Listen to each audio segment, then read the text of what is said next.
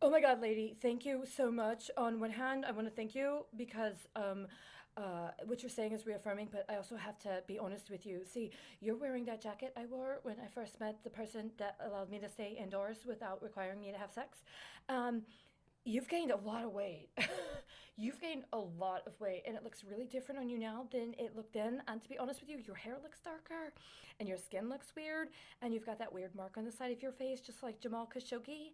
And it's one of these things where I know you're talking about how I'm being triggered by Sepultura, but actually now I'm being triggered by something else, and it's actually even more disturbing because you look like Meatloaf. You know, like I would do anything for love, but I won't do that. Where he's in that video where it looks like he's like with that woman who's looks like Jane Seymour, who was Axl Rose's wife, you know, from Guns N' Roses. And remember, just the other day, you were looking at that video and you were watching it and it was really intense. And then something said, "You're our meatloaf." It was like, "What?" And it's like, "Yeah, you're our meatloaf." But it was like about the video because the guy looks kind of like that face from the Phantom of the Opera. But it's not about the Phantom of the Opera, it's about Gebauer. It's about the man with the moon face.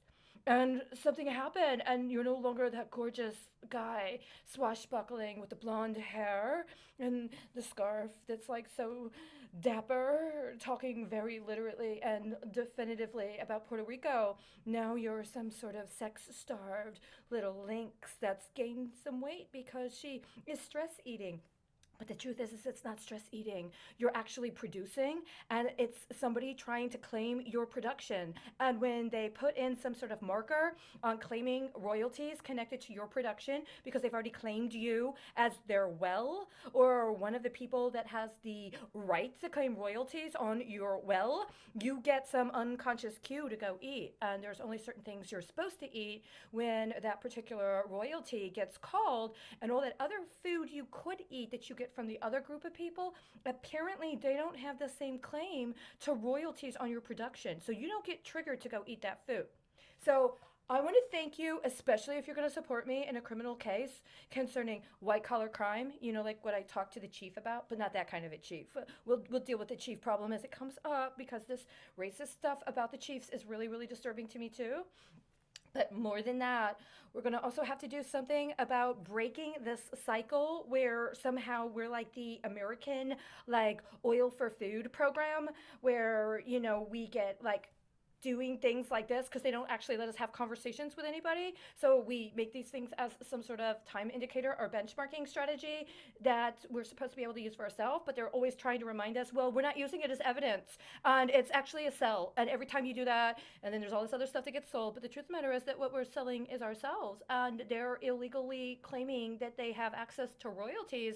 And fortunately, we know the call down list and where to find the call down list of the people who are actually allowed to be acknowledged as people that have royalty rights when it comes to gas and oil production. And we also know that everybody we went to class with was supposed to be one of those people, just like we were. And that was actually one of the reasons why you get certified, and one of the reasons why you start your own LLC, and one of the reasons you incorporate, and one of the reasons you're very, very adamant when you say that illegal derivative processes need to be addressed as they are illegal, up to and including criminal charges.